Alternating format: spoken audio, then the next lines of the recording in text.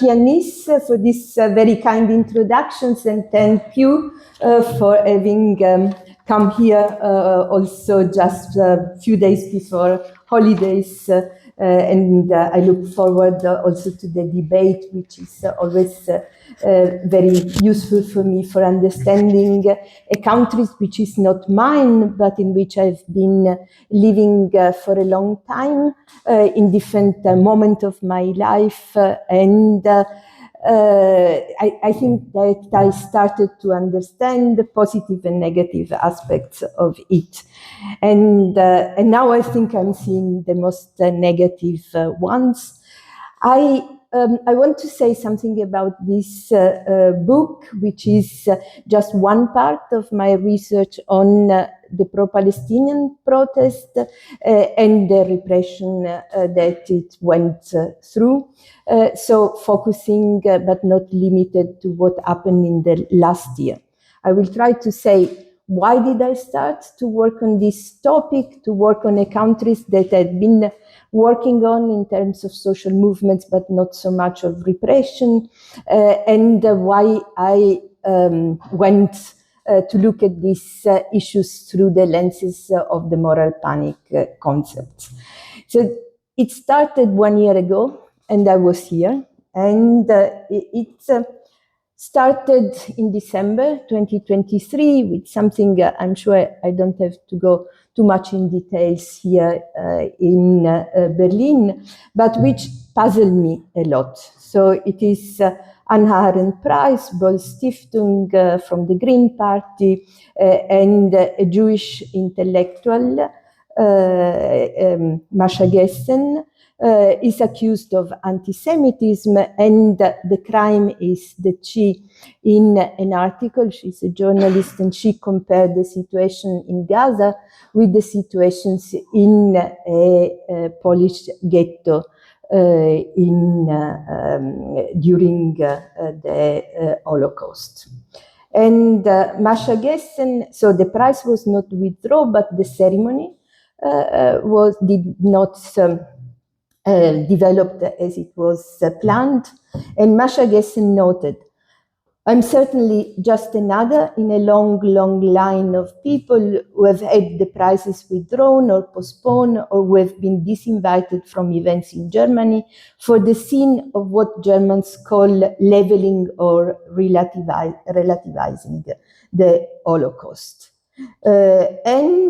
This was so my puzzle was obviously related with the fact that Germany German institutions, some institutions that I used to consider progressive, accuse Jewish intellectuals, herself coming from a family that had been affected by the Holocaust, of being anti-Semitic for the crime of doing what we all do in social sciences, comparing. Second step, I was again in Berlin, and at the Berlinale, you remember what happened. Today there was an article in The Guardian saying many artists no longer want to come to the Berlinale because they don't feel free to come. And the big event, which was covered by the press at international level, was the accusations to the two directors that got the prize for the best documentaries, one Israeli and one Palestinian, for the documentary No Other Land. And they, during the celebrations, the awarding of the prize, reminded the conditions in Gaza and in general in Palestine, calling for ceasefire and asking for the end of the apartheid. And both directors, you may remember, were then subject to heavy threats of violence when they went back because of the attacks that they were subject to by German journals and German politicians, including, and this was also part of the puzzle, Claudia Roth, the Minister of Culture from the Green parties. And what Yuval Abram told The Guardian is quite telling. To stand on German soil as the son of Holocaust survivors and call for a ceasefire, and then be labeled as anti-Semitic is not only outrageous, is also literally putting Jewish lives in danger. I don't know what Germany is trying to do with us, he added. If this is Germany's way of dealing with its guilt over the Holocaust, they are emptying it of all meanings. Third vignette, third very puzzling case, very near to us as sociologists and political scientists. The University of Cologne fired another Jewish intellectual, Nancy Fraser. And here you can read the reasons that was given by the university itself. Natürlich ist es dann schwierig, das in Übereinstimmung zu bringen mit ihr Aufruf zu Boykott israelischer Partnerinstitutionen, der auch in dieses Statement Philosophy for Palestine that Nancy Fraser had signed drin steckt. So the university basically said that since Nancy Fraser had called for a boycott, she was no longer worth receiving this honor. Because she has been criticizing or attacking the policies of the University of Cologne, which is having many exchanges with Israeli institutions. Nancy Fraser observed, people, among other things, she gave several very interesting and telling interviews. People in Germany have become accustomed to a very narrow view of what freedom of speech means and what democratic political freedoms consist of. While their perceptions of what constitutes Jewish people is narrowed down to the state policy of the Israeli government currently in power. Philo-Semitic McCarthyism sums it up quite well as a concept. A way of silencing people under the pretext of supposedly standing up for Jewish. I started then to collect information on several cases of cancellations. Many in my sample were related with Jewish intellectuals that were progressive and anti-Zionist, but many were also addressing other intellectuals from the global south, like Gassenhage, for instance, that was fired by the Max Planck Institute for Social Anthropology in Halle. So, looking for explanations. There are some explanations that look especially at deep-rooted type of political culture. Main one that is always cited is the Germans are still bound by their guilty feelings because of the Holocaust. In critical analysis, this is called more guilt washing. But basically the historical trauma is addressed.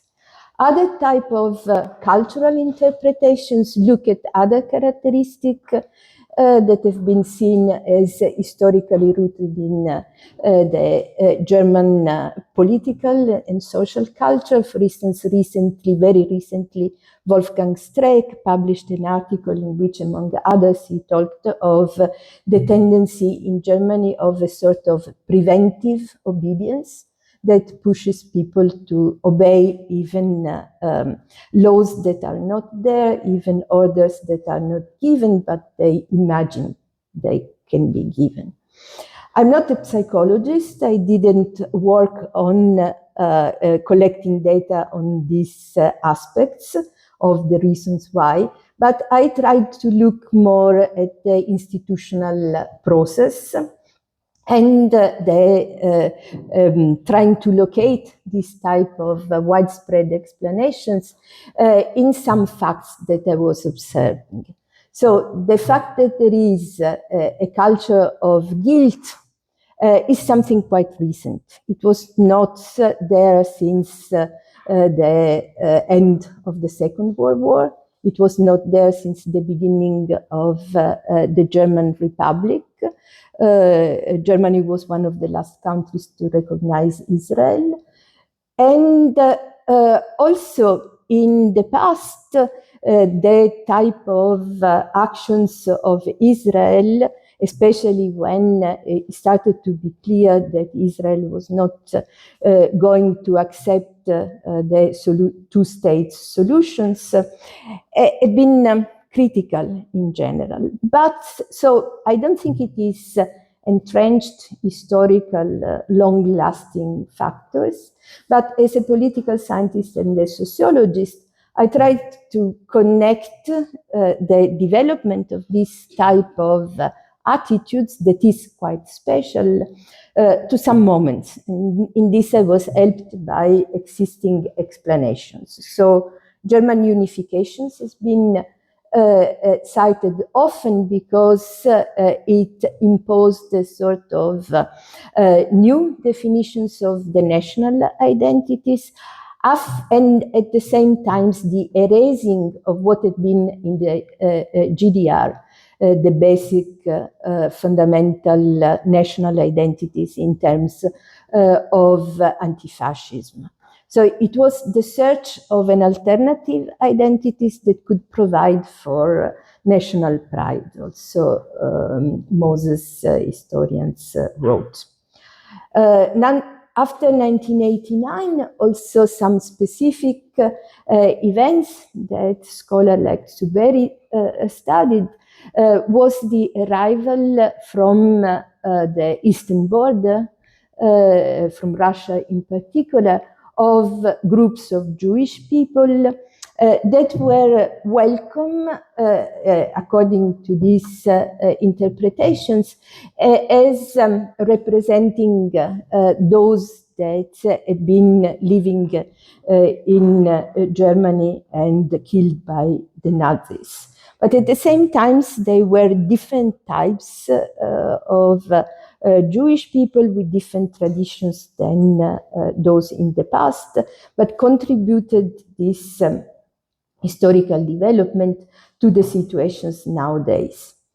Other elements that emerged as very critical for the development of what we are going to see as at the basis of these cancellations policies and repressions of Palestinians is what was defined as the refugees crisis, the long summer of migrations, with the arrival of migrants that were immediately targeted as non-citizens, as the others, so, and very much racialized.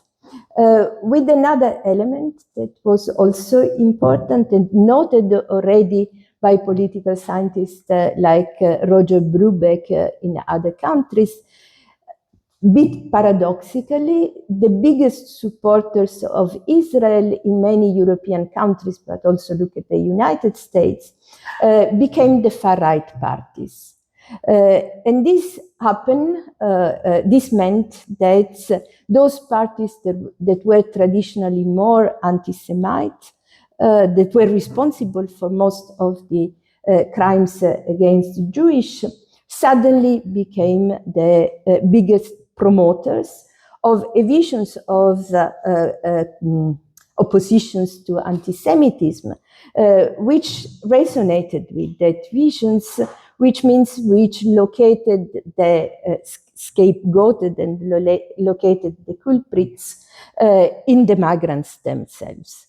So it was this shift in the main supporters of policies against anti-Semitism that explains also the changing meaning of the terms.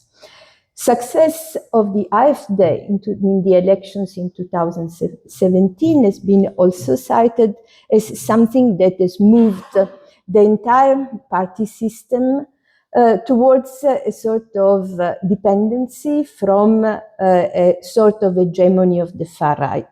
So formally opposed to the far right, many politicians from different parties started to find the enemy in the migrants, trying to also take away voters from the AfD in the worst possible way, that is by resembling more and more to the AfD in many of their choices. Historians and political scientists, people who study memories, also said it was in the years 2000 that a more simplistic narrative of a nation of sinners turned into saints began to emerge. So the type of memory cultures that developed since the years 2000, as we are going to see, is also something that contributed to this type of development. Last things that I think it's important to keep in mind is that in the visions of the far right, especially during the pandemic time, conspiracy theories like the Great Replacement spread from the United States to Germany.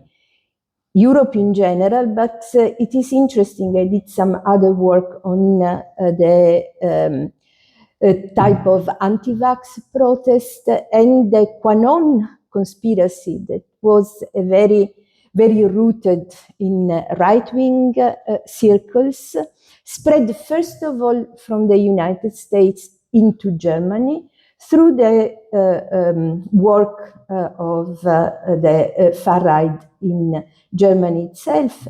And the main element was the defense of the local national Western identities against the migrants that were considered as responsible for these some substitutions of the local people. So these are general theories. What I wanted to do was to connect them with what I was studying. So trying to go in depth in the micro analysis of these events that I found puzzling, and seeing which were the actors that participated, which were the targets, but also which were the entrepreneurs of this type of policies.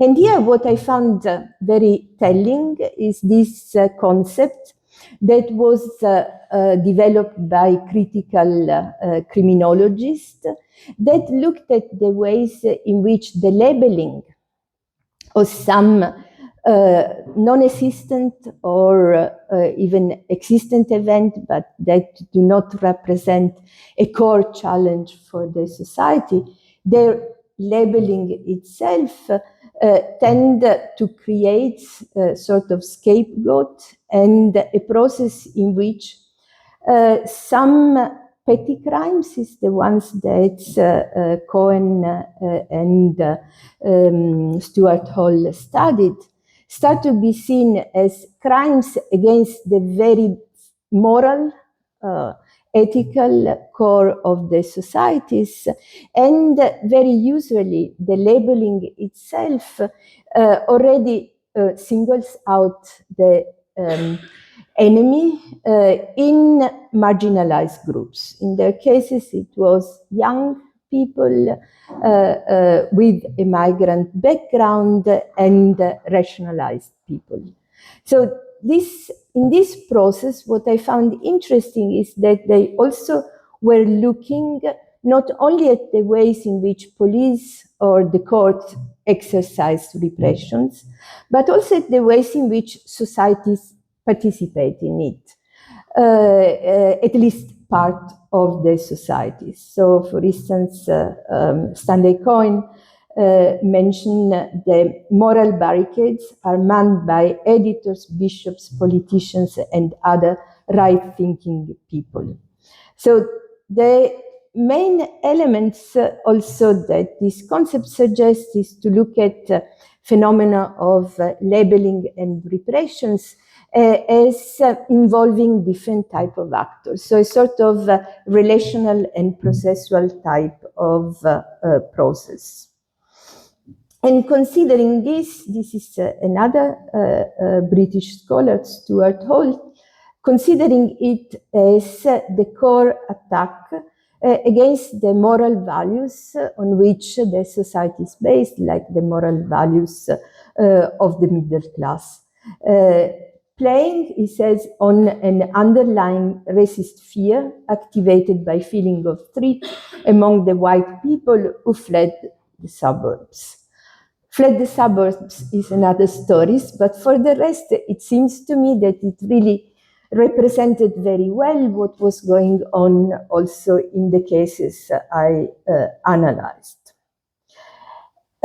So in these cases, what I singled out in the descriptions in the book and in the long article, which is available online, open access, is who participated, who called for the repressions of Nancy Fraser, of the directors of No Other Land, of Gassenhage, of Masha Gessen, of Achille Mbembe before.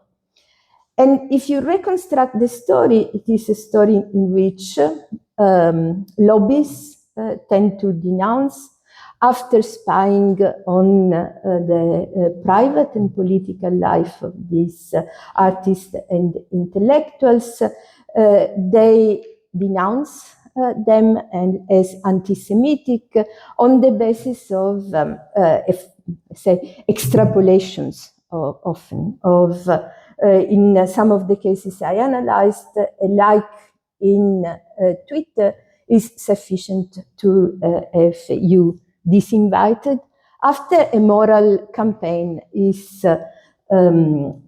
develops, triggered by someone who does the spying. And here I don't have data, but I always ask myself, who in the University of Cologne went to spy on Nancy Fraser type of political activities? Who did it in the case of the Erich Boll Stiftung? The campaign then includes journalists, politicians of various parties, specialized bodies in the administrations, and these are all groups that for each of the cases I could single out, cultural and academic institutions, pressure groups such as the official representatives of the Jewish communities and representatives of the State of Israel. One of the cases I analyzed is the forced resignment of one of the leader of the Jewish museums in Berlin, Schäfer. And in that case, it had been Netanyahu himself who had, according to the documents I analyzed, asked for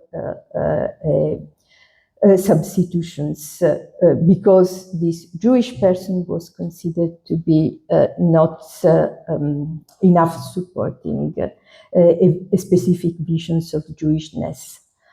Who are the false devils? So the sort of the scapegoated, the target of this attack. As I mentioned, foreign progressive intellectuals. Very often, if you probably saw also some campaigns that I've not studied directly but came out during my analysis. Judith Butler became one Jewish also intellectuals became one of the main targets of this witch hunt campaign. that went on systematically and for a long time, including in a daily newspaper like the Taz or others that used to be considered as progressive newspapers. Mbembe was one of the first cases, and in fact, it was especially scholars in the post-colonial type of perspective that became targets of what a French sociologist, Eric Fassin, called anti-intellectualism, of a far-right type of approach. And it was, so Jewish people, in my case, it was almost half of the cases I analyzed, or people from the global south, and Palestinians, but also Arabs, Latin Americans, and others. These were all people that came from the progressive spectrum, so not from the far right, that according to most statistics is the group responsible for most of the crimes of anti-Semitism. And in the cases I studied, the type of disciplines, the type of punishment included witch hunt campaigns, ended up in the withdrawal of prizes, in the cancellations of conferring ceremonies, appointments and contracts. A concept that also I think is useful to address these cases was developed by a sociologist, Myra Max Ferry, that looked at what she called, but in inverted comma, soft repression, saying that repression is not soft in the sense of the effect, but in the sense that it is a repression that doesn't involve the violence of the police in the street, but that happens through the use of non-violent means to silence or eradicate the oppositional ideas. And one of the substantial elements of this type of soft repression is that it doesn't involve exclusively the police or the court, but it involves very often different groups in the society through defamations, through a personal type of attack and hate campaigns. So the cases I studied in depth for this article, but in between I'm working on the archive of silence that have listed only in the last year 201 cases of cancellations in Germany. But the ones I studied are this one, the earlier resignations of the directions of the foundations of the Yiddish historical museums in Berlin, Achille Bembe, the Documenta case, the case of Masha Gessen, I already mentioned, the case of Gassenage, I already mentioned, the Berlinale, and the case of Nancy Fraser. And for all these cases, I've collected information on the biography of the target person, on the dynamics, so who were the moral panic entrepreneurs, and which was the sort of process that developed often very quickly, because one element that looked interesting to me is that in all these cases, the reactions happen within a few hours. Take the examples of the Berlinale. On the next days already, the press office of Claudia Roth said, but the minister applauded only the Israeli director, not the Palestinian. And the moral panic entrepreneurs, I try to single out those visible at least, and the type of outcomes, also in terms of reactions by the different actors. And through this detailed, in-depth analysis of these single cases, What I tried to do was also, since I'm a political scientist, not a criminologist, as the colleagues who put forward the concept of moral panic, what I tried to do was also to look at the type of political conditions under which this moral panic became successful. Became successful not so much in influencing the public opinion, but especially in influencing decision makers and a general climate. I singled out in particular three elements at that time. One is the adoptions of a highly contexted, higher definitions of anti-Semitism, which includes, as I'm going to say, criticism of Israel.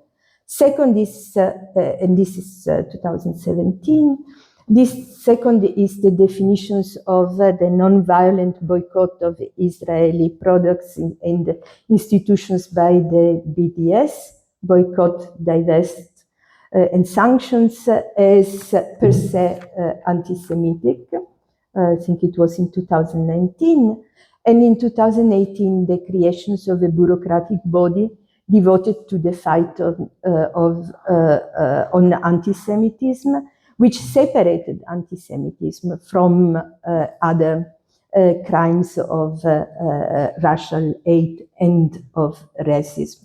This happened also during a moral panic, during a moment in which there was big reflections on anti-Semitism, but also definitions of anti-Semitism that separated it from other crimes that were also increasingly present, like crimes of the far right against migrants and Islamophobic type of crimes. And there is, by Anna Younes, a very interesting analysis of the ways in which an attack against in Halle was only defined as an attack against Jewish, when in reality the victims were also progressive and people of Muslim religions. So the attack of the synagogue produced reactions that considered as responsible for the attacks those who had been victims of the same attack from the far right. The IHRA, so definitions, the definitions of the remembrance associations, that was founded with the aim of preserving the memory of the Shoah and the Holocaust in a moment in which those who have lived in those tragedies are, how can I say, demographically expected no longer to be there in a short term. But then, so what the IHRA did was to set a date, the Day of the Memory, and to set archives. And for archiving documents, also of attacks against the anti-Semitic type of attacks, it proposed explicitly legally not binding working definitions of anti-Semitism. That was considered by scholars of anti-Semitism as quite vague and unclear, ambivalent in the core definitions. So that is, anti-Semitism is a certain perceptions of Jews which may be expressed as hatred toward the Jews, but may be also not. It's unclear what it really means vis-a-vis other definitions that are much more straightforward. It is hate toward the Jews as Jews. But especially what was considered as especially tricky is the fact that the definitions include examples, and that these examples listed elements such as manifestations that targeting the state of Israel conceived as a Jewish collectivity, which is puzzling because it is the way in which the state of Israel defines itself. But also even more puzzling are other type of examples included, like denying the Jewish people their right to self-determinations, which is also vague because it doesn't say where, when, and how. Or the crime of drawing comparisons of contemporary Israeli policies to that of the Nazis, which emerges as already very tricky and unclear type of statement, even more in a time in which Israel has been officially defined by the International Court of Justice as responsible for what has been considered as plausible signs of a genocide.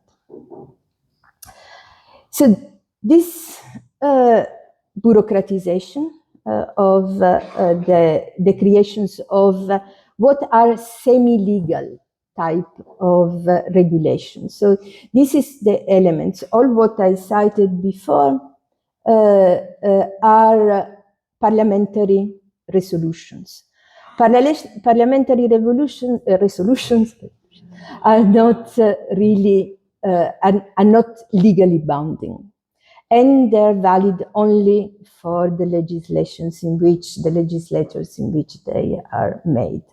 But this became the benchmark against which protest, statement, social media activities by the scholars that and the artists that I mentioned before were defined. And now there is a new resolutions which passed just a few weeks ago, and another on affecting especially university schools is on the making. Always with this element, which has repeated the IHRA definitions and BDS that now has been also targeted with calls to outlaw it.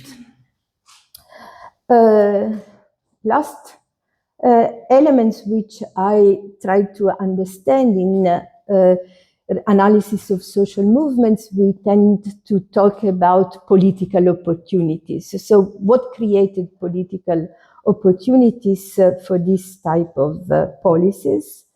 And this is another widespread interpretations of a turning point in German history, when in 2008 Chancellor Merkel in the Knesset declared that the defense of Israeli security was a raison d'etat.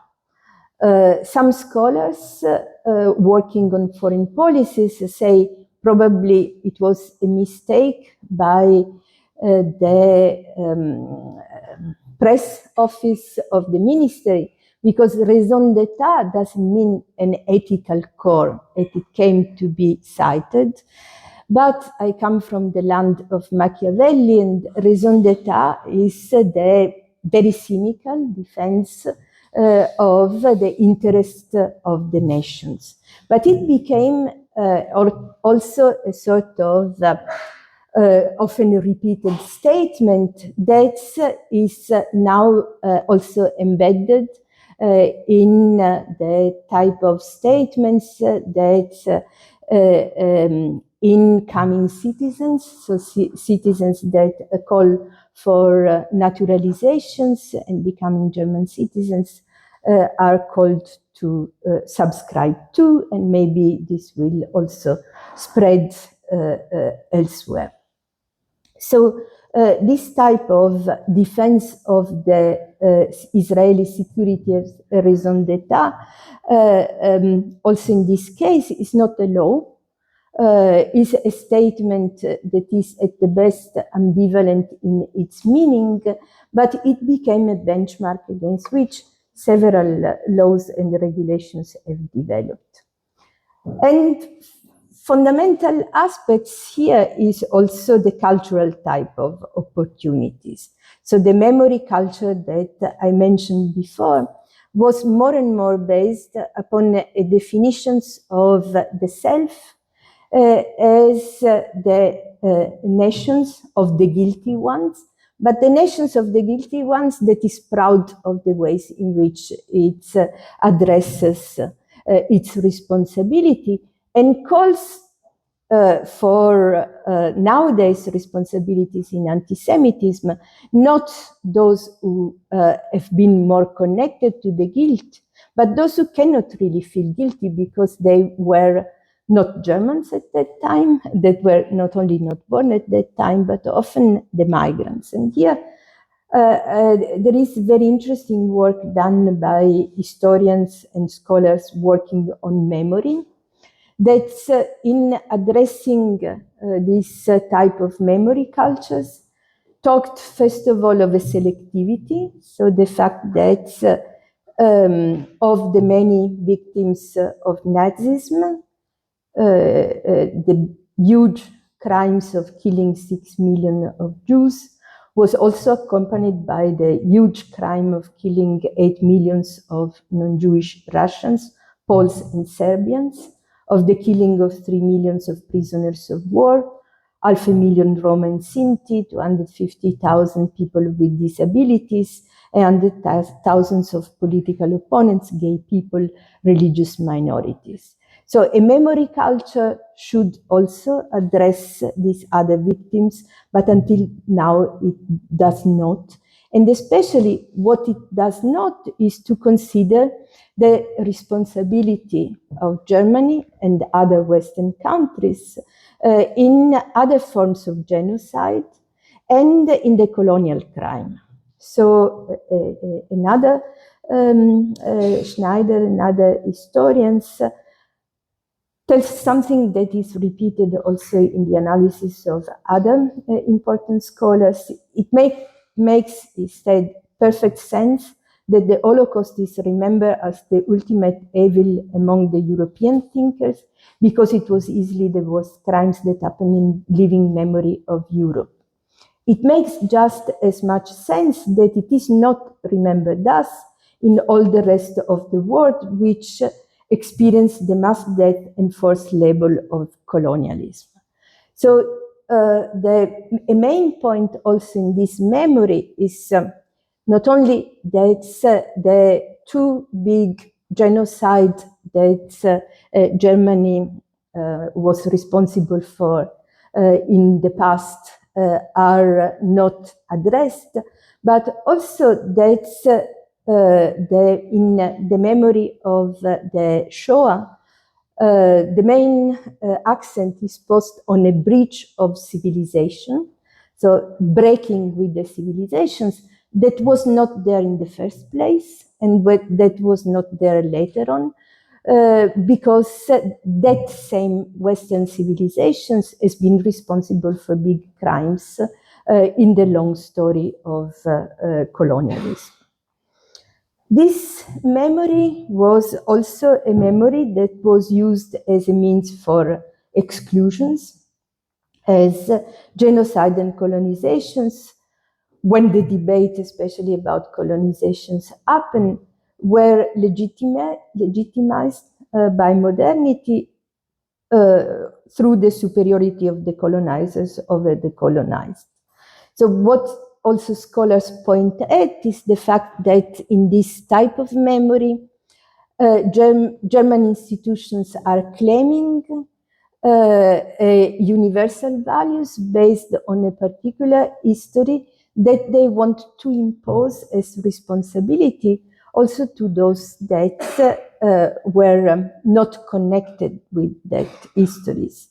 So it is what has been called also as a sort of impossible task for migrants that are at the same time called to participate in the memory of the guilty ones, but also told that they cannot remember those things because they were not there. So citizenship was opened up in the years 2000, but national identity far less so, in part because the collective memory of Nazi crimes meant it was ethnic Germans who were remembering the sins of their fathers.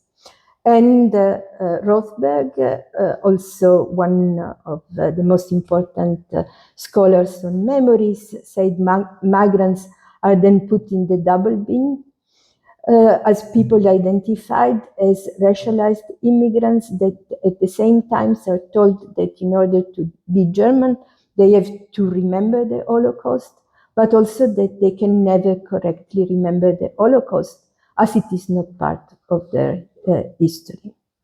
So as also Anna Younes noted, it is today non-white Germans or the newly arrived refugees that, according to public discourse and not according to statistical facts, are the biggest dangers, are considered as a bigger danger for the resurgence of racism that is interpreted exclusively as anti-Semitism.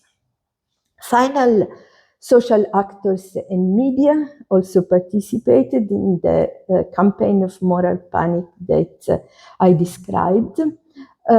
Here also with some specific German type of connotations of groups on the left that adopted this type of distorted memory and distorted task of repressing migrants for the crimes of criticizing Israel, but also by the type of blackmail that is imposed upon many cultural institutions to adhere, participate to a raison d'etat that anyhow usually is something that the state is called or can pursue, but it is not usually imposed to the citizens unless in authoritarian regimes. Finally, medias participated a lot in this, and this would require a conference of its own. But what journalists I interviewed told me, especially in a comparative perspective between the media culture in Germany and media cultures in other countries, especially in the Anglo-Saxon world, is the traditions of German journalists to conceive of themselves as educating the people rather than informing them. Going to the conclusions, this talk focused on one form of repression. There were others which I studied and will be in the broader book. One is protest incapacitations, the way in which episodes of protest have been not only channeled by the police, but made it impossible. The chapter focuses on something that happened also in Berlin, the policing of the Congress for Palestine, which was an example, textbook example of how a protest event is boycotted and made impossible as on the basis of the idea of preventing disorders, which were not there in the first time. Organizational outlawing, many organizations that are illegal in Germany or that political parties mainstream want to make illegal, like the BDS or semi-do, are not illegal in other European countries. There has been a specific targeting of some of these groups. Other type of repressive strategies, defamation that I'm looking at, defunding and the denial of rights, because this type of policies, which the new parliamentary resolutions also call to strengthen, is the targeting of migrants. The new resolutions that was just voted calls for transformations in the law on naturalizations, residence, and asylum, calling for making it more difficult for migrants to express their political views. All these are often linked together. This is here. And in episodes like the repressions of the student camp in Berlin, many of all these, some of you here,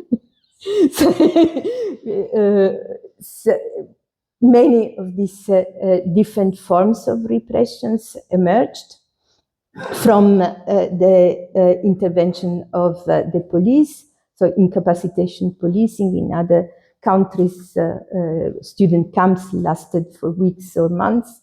Here it was a few hours at that time, but also the ways in which it evolved through a moral panic, through the definitions of the people who participated as anti-Semite, but also the attack by the press and then by politicians, including the Minister of Research, to those who supported the right to protest as universitators or defamations, and also threat of withdrawal. So this for the next conference and the next book, just finishing up, effects on social movements. I think that's why has been this movement so repressed is also a very important question on which we are doing research now. The movement for Palestine has been, as many movements, different things. It has been and is a movement of international solidarity in a moment in which there are signs of genocidal violence. It is a movement for ceasefire, so it is a movement that, like all the movements against wars, tend to connect different type of actors and protesters. It is a movement against colonialist legacies, so the frame has been all over Europe, very much connecting the situations in Gaza, the signs of a genocide, with settler colonialism and other forms of colonialism. It is also broadly in the intersectional perspective that from feminist movements to environmental movements have brought many of them in the protest, the movement against capitalism, racism, and patriarchy. It is also a movement against the far right, and especially the mainstreaming of the far right in the German political system. It is a movement against repression, but it is also a movement that in many countries, like Italy, has brought about the deep reflections about what universities should be in a time of military wars. Dual use is something that often is imposed. Interactions with institutions that are involved in wars and often in war crimes is something that has been discussed in universities worldwide. But it is also something that has imposed reflections among workers. In Italy, there were many dockers that refused to load arms for Israel. And the reflections there, but the reflections also among the many migrant workers that participated in the demonstration since the very beginning, was also oriented towards the deep conceptions of what our life, our labor is and should be oriented to. So concluding, I think what I wanted to stress is the moral panic as a mechanism of repressions, but also as a mechanism that in the work I'm going to do now, I see applying not only to the cancellations that I mentioned, but also to the type of police interventions in incapacitation policing, the defunding of organizations, and so on. It is based on a growing racism that became institutionalized and that is penetrating very much the elites. A lot of research has been looking at the racism of the working class, but what I've seen in this type of analysis, the deep racism of the elite, including the academic elite, in a very militarized time. It also plays a role here. I will stop here. Thank you for your attention.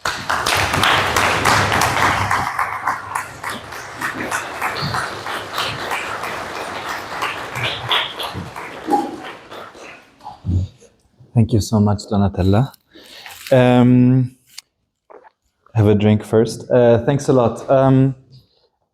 Think about your questions, lift your hands, etc. In the meanwhile, while you do so, I'll ask you one question that I would be interested in, if you still have breath to talk. I do. Because, I mean, we just recently met at a conference at the Scuola Normale, where you gathered a bunch of researchers working not only on Germany, but like on a variety of different contexts with sometimes very similar phenomena, both in terms of mobilization, but also partly in terms of repression, right? So one thing that I was wondering is that many countries have adopted maybe not as restrictive, but similarly restrictive approaches to regulating political expression in the name of fighting anti-Semitism, but not all of them have like the German past, right? I mean, not every country has a Nazi past.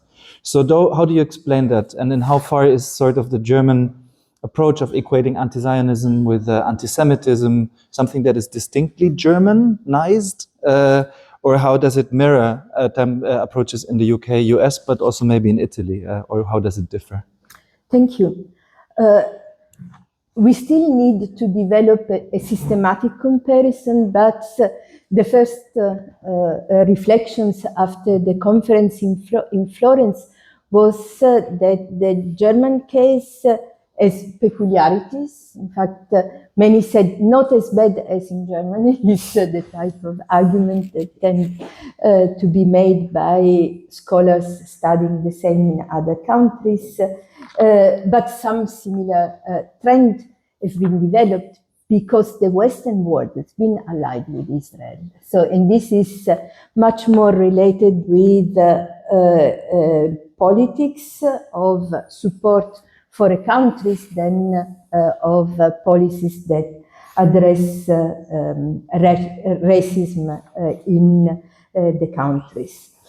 It has been very similar in some countries. So the German-speaking countries, and this can go also in the directions of seeing to which extent similar elaborations of memories, because what historians and sociologists always says, the memory is not the reflections of what it is, but it is a very selective and often top-down type of. But it is interesting that the most similar cases are in German-speaking countries, in Austria in particular, and similar in countries with right-wing government, like in the Netherlands. Or nowadays also in the United States, the expectations is that the change in government will bring about more repression. Very different is in countries like Spain. You remember at the conference where protest is resonant with the policies of the Spanish government, recognitions of Palestine, even if the protesters are also critical of some sort of minimal reactions by the government itself, but repressions has been very light. In Norway, I went to visit the camp and the students had been there for 4 months. also supported by the universities, and also in Italy, in Florence, there was a student camp that could work for a long time without repressions. To the contrary, was facilitated by the school. So Norway, Ireland, and Spain are very different cases. But then there are more similarities with France and the UK and with the United States. In the United States, I think there the memory cultures counts also, but in different ways. And the forms are also different. So for instance, in the United States, you saw also much more resistance than in Germany, and repressions that happen through different type of forms. For instance, in terms of fear of defunding, in Germany it is the fear of defunding by the state. In the United States, it is the fear of defunding by private sponsors and so on. But I think that what is very relevant is also how the political actors and the society reacted. Because in Italy, we could have expected a very similar situation because of the historical past and of the far-right government. But it didn't happen. There were some attempts in the beginning of repressing, policing in an incapacitations way. One of these was in Pisa, near to my universities, and immediately all the professors, including the vice rector, the deans of the faculties, all three deans of the faculties, including the administrative personnel, said, no, the universities is a place for debate, we don't want the police in. This is a huge difference. And in fact, this allowed also for an interventions by the president of the Italian Republic, Mattarella, that was also very critical of the way in which the police had intervened. And since then, there has been also a very different type of repression, much softer. Also, in interviews that we made, the activists that mobilized the protests said a very important element that kept the police calm, not intervening, was the presence of workers and unions. So the fact that those who mobilized in thousands were also the racialized migrants that participated together with rank and file trade unions, that also implied more sensibilities by the main trade unions, because remember, when you were there was a general strike with the mainstream trade unions, and what you saw in the streets were many carrying Palestinian flag and trade union flag at the same time. So I think that this changed the perspective. Just one follow-up on that.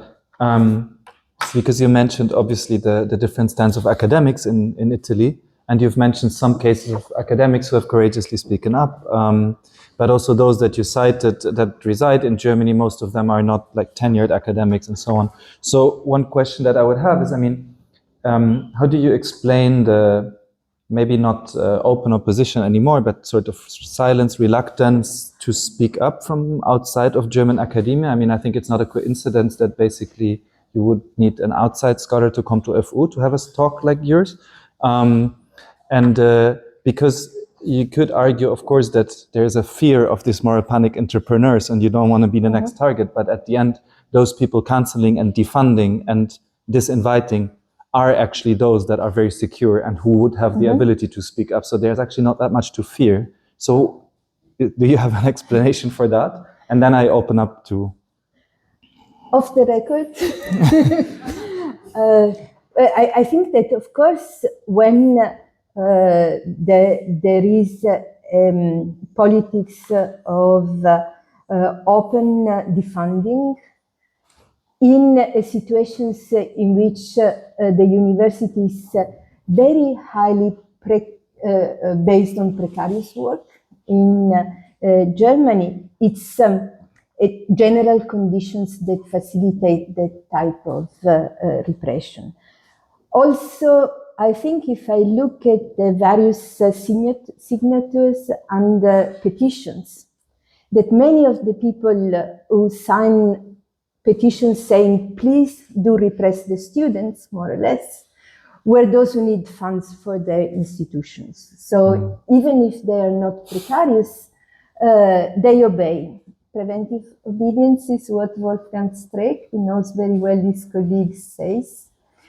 The fear of being in the newspapers, but maybe also an atmosphere that facilitates what I think was Wolfgang Streeck who said is total lack of empathy with human sufferance and cowardice.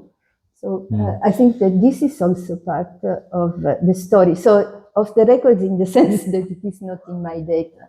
But if I have to judge, and there historically one could also take examples, repressions tend to produce two types of reactions. It could be perceived as too much and mobilize people, but sometimes it also convinces people that they have to play the game. So I know of people in Germany that initially signed petitions because dismissing Nancy Fraser's is really too much. But then they were individually called upon and said, think about your employability. So it's think about the next round of excellence initiatives. This, I think. Thank you.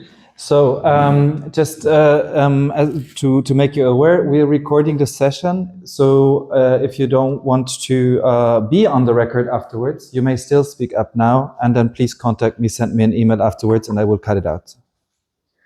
We'll start here. Thank you. And then we go to you. My question is actually related to what you just mentioned. So in political institutions, like when you work for a ministry, an institutional coherence is pretty much inherent to the workplace, right? Because you're working for the state, and they kind of expect you to adhere to their rules, and most of the times they even write it into your contract. So if you work there, you just have to adhere to the rules. And I was actually going to ask you, because I've been wondering, why do trade unions not tackle this issue? And I was just wondering if you know any example where trade unions have explicitly targeted this problem and where it was successful, and why you think in Germany this is not the case yet, because I think it's highly problematic. And yes, thank you. Thank you. We'll take 3 for the first round. Please go ahead. Thank you. Can I ask 2 questions? If they're short, Okay, I'll make them short. Thank you very much. I have 2 questions. One would be about the folk devils that we were speaking about, and the folk devils, and maybe a bit more about like your operationalization as like foreign intellectuals specifically. So I was not entirely sure why you would choose like people with like some sort at least of cultural and political power and privilege as people that are being scapegoated specifically in Germany. But I thought like those were the ones that created at least some sort of outrage, but and those that lose their visa or that lose their job or that are being sued by this very university. I feel like there's an even bigger process of scapegoating going ahead, and I feel like we're specifically just looking at foreign intellectuals. And then I have one question about the different processes of why specifically Germany has this turn towards equating or conflating anti-Semitism with criticism of the Israeli state, because something that I was thinking about is this discursive world war of anti-Semitism and Nazi past of Germany that makes it much more difficult for like far-right actors to gain political discursive power. And by this conflation, we also have like the other side of the coin, where it's not just, well, anti-Semitism and criticism of Israel are the same thing, but also the other way around, that fighting those that criticize Israel becomes the fight against anti-Semitism. And by that we reframe like the German history or the German historic responsibility towards that, like, okay, well, if far-right or conservative politicians want to position themselves as like fighters against anti-Semitism, all they basically have to do is like crack down on Palestinian movement and I don't know, sell arms to Israel. And I feel like, was that something that you, well, I wanted to ask you, that's something that you found within your research as well? Thank you. We'll take one short one from there. Thank you. Thanks very much for your talk. My question is about entrepreneurship. Why is entrepreneurship an important thing to highlight in anti-Palestinian opportunism? And in general, like, is there a relationship between economic crisis and moral crisis, or economic panic even and moral panic? Thank you. Donatella, you want to go ahead? Yes, I'm still writing, shifting. Yeah. Yes, I can now. If I forget something, I will do it in the next round. So starting with why the unions, it would require a specific research, but in general, the German unions have been considered as quite different from, for instance, those in Southern Europe or in France, being much more linked to political exchange with the government, and much more focusing on the defense of their own members, rather than predicting more in the longer terms. I personally think it is extremely dangerous what they are doing, because we are moving to a situation in which the political opinion of any workers, not only an artist or an academic, will be potentially a ground for dismissal and a political opinion, not a political crime. So this is also, especially the couple of days ago, there was a labor court on the Gassenhage case that ruled that it was legitimate by the Max Planck Gesellschaft to fire Gassenhage because he had stated that Israel was a Zionist project. This was the motivation and lack of compassion. This is something that I don't think in any democratic countries can be considered as a base for dismissal of a worker. But a president is a president, and since many unions, IG Metall became very focusing on car industry and military arm industries. Verdi became very focused on just defending narrow visions of their task.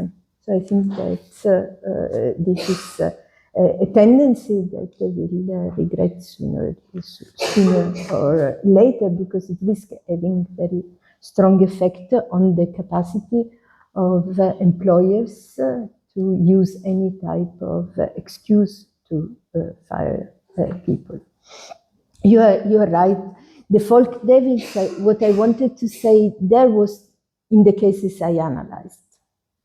And in fact, when I looked now at what I call denials of rights, in, for instance, all the cases in which migrants were expelled, or the many cases that I expect to happen in which any like on Twitter can be used in order to deny naturalization, asylum, and residence.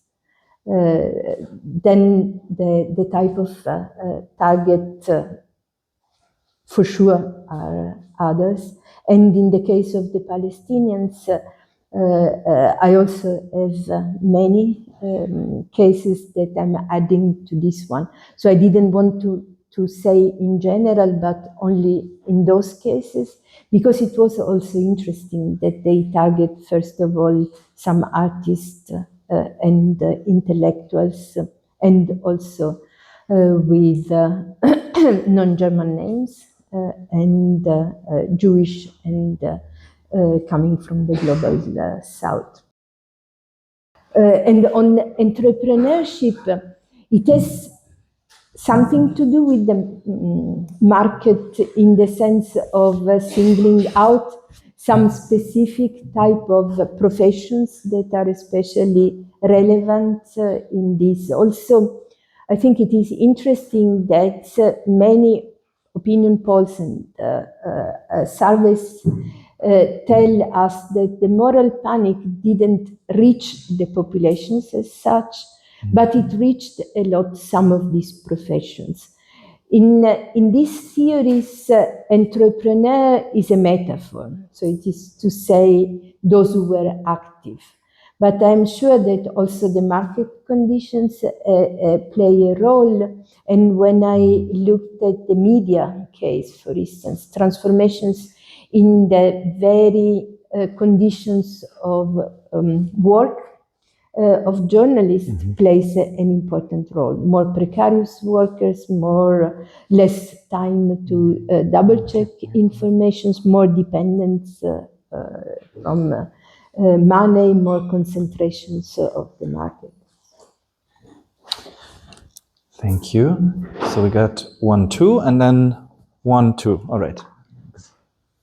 Thank you very much for this talk. You have also addressed me and answering some of my questions, so I'm going to focus on one of them. Following analysis, actually, because some of the things happening since October 7th doesn't make sense, inconsistent on so many levels. So what I am wondering, even though one can understand some of the reaction based on historical perceptions, etc., it still doesn't make sense. This conspicuous show of suppression, cancelling of most prestigious people, like at the risk of even being seen as ridiculous. Because Germany, for over the years, has established this prestige, this soft power as a nation who was able to learn from its past, and also under Merkel, with this welcoming culture, has gained a lot of prestige among Arabic countries, among global South countries. So, like, jeopardizing all these years of work, soft power, and prestige. That is something that I cannot really make sense of, because Germany could easily, more diplomatically, repress the public opinion and then still support Israel, but not be seen in such a ridiculous fashion in the international public eye. So what I'm wondering, maybe you have a historical explanation to that, maybe it's the German state. I really don't have an explanation, but maybe this leads to what I'm afraid of, the diminishing of the soft power in international relations that we are going to be experiencing more and more. That's maybe something you could offer a better explanation. Thank you. Thank you so much. My question is about accepting this state within the data by the critical scholar, by leftist organizations, by leftist parties too. So you mentioned here as a reason here of defounding by the state as a reason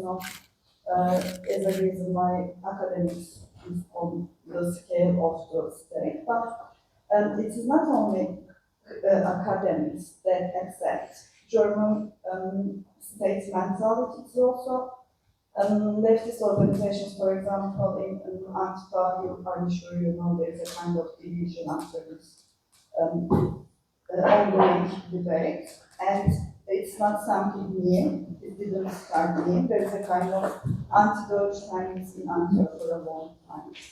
And for example, for the link here, there's a difference to different kinds of tendency to accept this as a genocide or to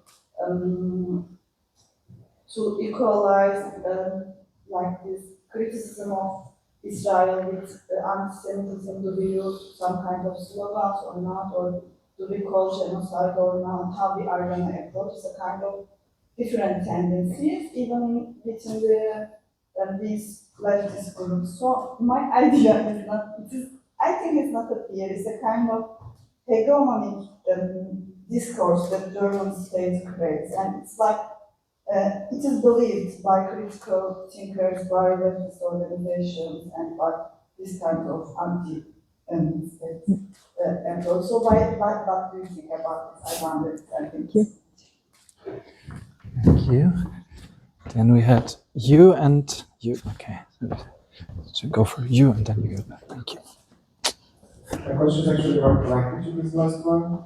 I'd like to know what are the factors that you see that would explain why the left and the leftist organizations that are not the ones that would be afraid of having a head or so on, why the left here has played this important role as entrepreneurs of this moral climate.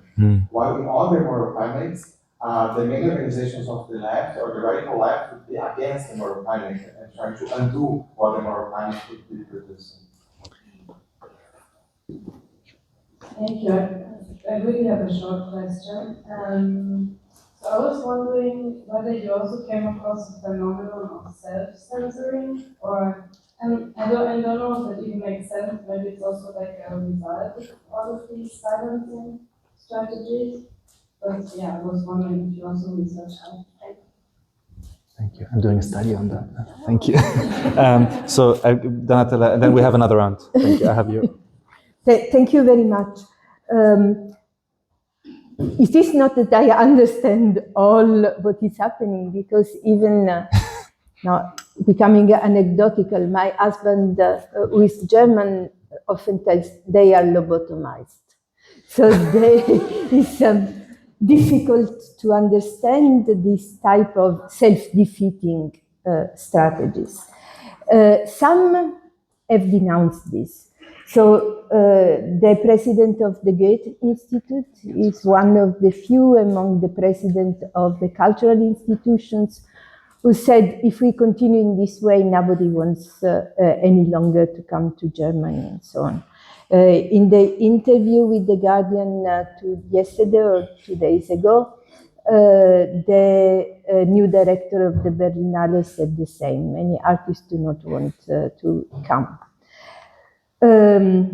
I didn't do research in the ways in which people think, but in looking at the process. One element that is often stressed in research in political science and sociology is the tendency of the bureaucracies to expand. Typical examples are singled out in research on FBI or also in the United States in the UFO type of bureaucracy. Those who look at the UFO, the unidentified flying objects. When you create an bureaucracy, like the High Commissary on anti-Semitism, that then spreads in all the state level, so from the federal level to the state level, to all institutions, including universities. What do this bureaucracy do? Often they tend to create the problems or amplify the problems that they are called to address because it is a way to legitimize themselves.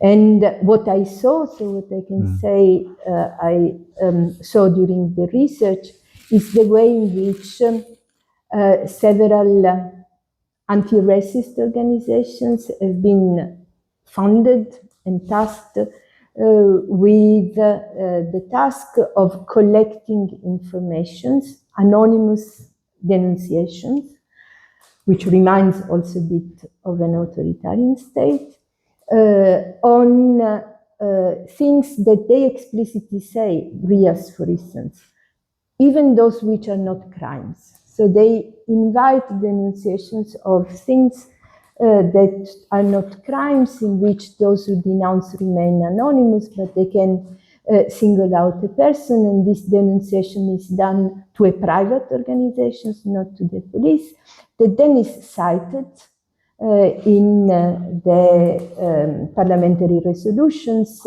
as indicating growing. So this is one element. Another element that I studied when I studied underground political organizations is the ways in which vicious circles develop, so that the more you are embedded and entered into a circle of decisions, the more difficult it is then to withdraw. Because withdrawing would imply recognizing mistakes, and this is not something that institutions tend to do very often.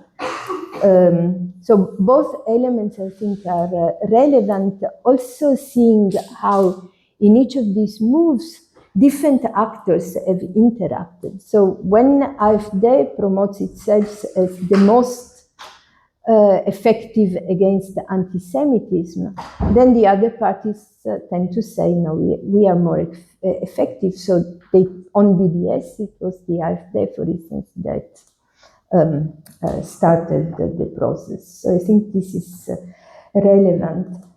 The left was also for me a big puzzle, because I think that the anti-Deutsch trend is something unheard of in other countries. I have to explain it 5 times before they say, really? Because also I think the degree of incoherence of the argument. So a group that presents itself as progressive, anti-nationalist, but supports the most ethno-nationalist state existing on the globe. A group that presents itself as anti-government, but supports and is embedded in, is so, I can say, contradictory in itself, that believing in a sort of honesty in the presentations of the motivations is very difficult. But I think this is not the only problem with the left. One element is, which is the left in Germany? Because the Green, I think there are many analysis of the Green that says, from the point of view of social policies, the Green have stopped long ago to be a progressive parties. They were called in the so-called Gal-Tan type of cleavages. They said the Green are not socially left-wing, but they are progressive in terms of liberal values. But they became also one of the most racist party in Germany.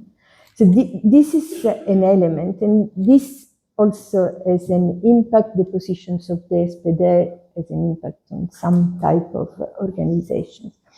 What I think it is the case, however, is that the initial attempts to avoid talking about Palestine, erasing Palestinians from any type of debate, dehumanizing Palestinians, didn't work, because in Germany the Palestinians are there, but also many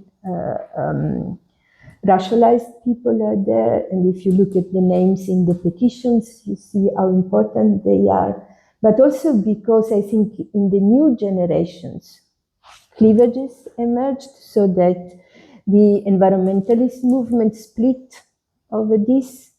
When Fridays for Futures in Germany attacked Greta Thunberg as an anti-Semite, young environmentalists opposed this, and so there was a split. There was a split in the feminist movements. There is a split in the Linke. There is a split in the Greens.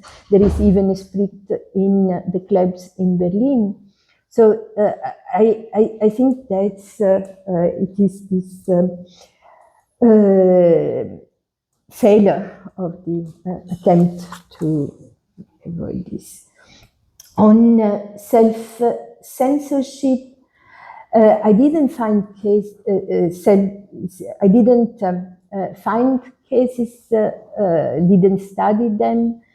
What I certainly saw is the fact that there is a broad acknowledgement, or at least perceptions, that cancellations to a large extent are no longer necessary because already there are blacklists, because already universities tend to double check on your social account. A university invited me, telling me, we know that you signed the same petitions that Nancy Fraser signed, but we are okay with that. I said, what? Never happened to me that someone double-checked and never happened to me that someone told me that they had double-checked what I signed and what I didn't sign. And this, I think, is also explains part of the self-censorship, the fact that there is a perception of not cases of discriminations, but discriminatory policies that became part and parcels of the academic life.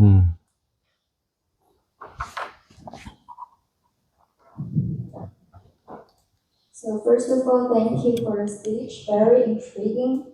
And I want to shorten my question into, maybe I just kind of stretch this idea of your speech, but I really want to know if you can pronounce the, I don't know, can you call it just like a decline in public intellectualism in the West?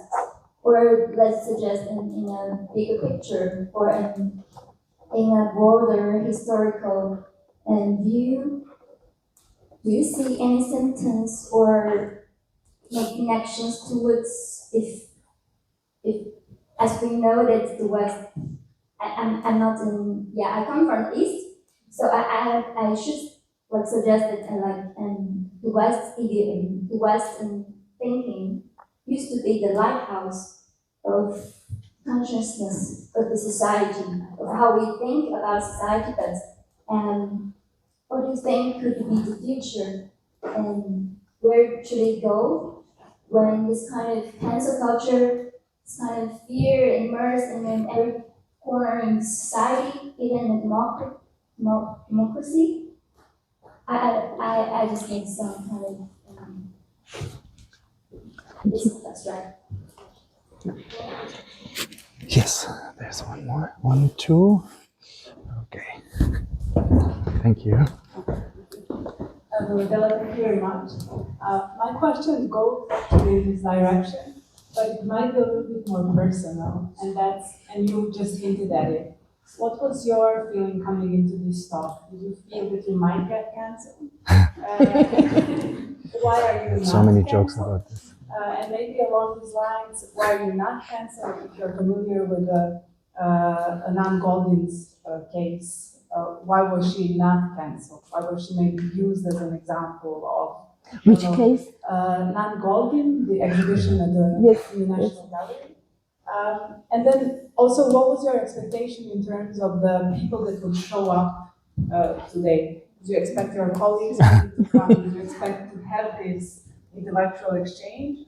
Or was the expectation actually that you will have a lot of students, presumably a lot of them not German as well? Yeah, thank you. Thank you. Thanks, while I walk over there. I'm, of course, the reason why this was not No, I'd have a lot to say about this. So we take these 2 more, and then I think we wrap it up, because unfortunately we have to leave the room. So the 2 of you, please. Yeah, thank you. Thanks very much for the lovely talk. I'll just ask It'll be very brief, but two short questions. That's okay. One is more general, and one is specific to Germany. The more general one is about this application of this theory of moral panic. Normally, when we think about repression, it's very top-down. That's its nature almost. Is this analysis, does it suggest a top-down type of repression, whereby people are afraid of whether it be cancellation and so on, or does it rely upon a base of support within the cases where it appears? And the second, more specific to Germany and more specifically to Berlin, is I'm really shocked by the extremity in particular of police violence here and the silence about that as a topic within other institutions of German culture, be it media or be it even academic institutions at times. Is that its own unique thing, or can we understand that within the framework of a moral panic, where that's a mechanism of a moral panic? I have a question actually, and it's mainly about Italy, but I'll just say a word before I ask it. It's about the instrumentalization of history, particularly of the Holocaust, and particularly with regard to the murder of Jews. And I certainly noticed in the UK, it's not something I've studied, so this is just things I've picked up, that the Holocaust there is a kind of a memory culture there, not as intense as in Germany, but it always seemed to me that it was a kind of retrospective justification for the Second World War, in the sense that Britain went to war to save the Jews, which is historically simply untrue. And by implication, it sort of justifies Britain's military history, imperial history, and all the rest of it. And it's used in that way as a sort of a justification for an existing order. Now, the thing is, the history of Italy is very different. For example, it's got an openly fascist past under Mussolini and so on. And I'm just wondering, what are the differences there, and if you could say something about that. Thank you. So, Graham, thank you very much. Thank you. Start with the decline of public intellectuals. I think it is at the same time a sign of the potential influence of intellectual, the artists, that they are targeted the first. So to a certain extent, this implies also some recognitions, and someone talked of the far right moving into Gramscian perspective and trying to conquer cultural hegemony. And this we saw also in other research, for instance, on feminism, that all the discourse of conservative anti-gender politicians impacted a lot, and they focused a lot on educational. And also, I think it was also Anna Yunes and others that have studied the way in which Palestinians have been erased from the school books in Germany. So at the same time, there is a recognition that these elements are important, but Eric Fassin, who talked in particular on the anti-intellectualism, as one of the resilient sign of fascist attitudes, also stressed the fact that attacks against gender studies, neocolonial studies, were a sign of a refusal to accept results of science, and these conspiracy theories, because I saw so many conspiracy theories in the promoters of anti-Semitism type of discourse that testifies for this anti-intellectualism type. But I think you pointed also rightly at the contradictions within the countries, not only Germany, that pretended to be the promoters of the Western values and are destroying one after the other all the institutions that they created. ICJ, International Court of Justice, ICC. So not only Germany started to doubt the very obvious fact that if you belong to the ICC, if you recognize the ICC, you have to implement the decisions of the ICC. But they said, no, in this case, we would arrest Putin, but not Netanyahu. This is deeply self-defeating in attacking the United Nations, all those who were supposed to be this sign of enlightenment of Western civilization.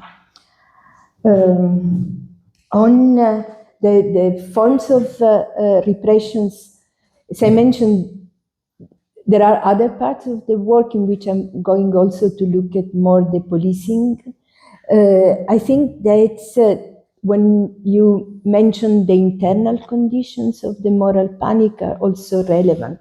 We were together at a conference in Bremen where a young scholar of the Max Planck Institute in Halle on social anthropology, the institute that fired gas and Age, was recalling the fact that when the decisions was taken, not a single scholar from that institute said any words. So these internal conditions are also relevant.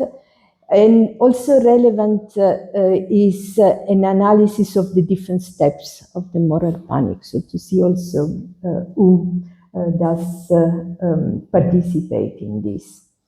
And on the United Kingdom and different historical view, I also read something similar on the French case, also France perceiving itself as savior of the anti-Semite. In the Italian case, one of the big difference in the memories is the role of the armed resistance against Nazism that allowed Italians to work, Italian institutions to, you can say, dismiss their own participations in crimes and identifying with the resistance against an external enemies. And this, I think, played a role in a very different definitions by a country that was allied with Germany, so which could have followed the same type of memories, but that's since a long time relied on the armed resistance against fascism and Nazi occupations to present its past in a very different way than in Germany. And then the questions of did we expect that the conference was cancelled? We joked about that a bit. I thought I went to another conference in which there was also these rumors. I found it absurd, just a really sign of craziness that was mentioned before, of deep moral panic.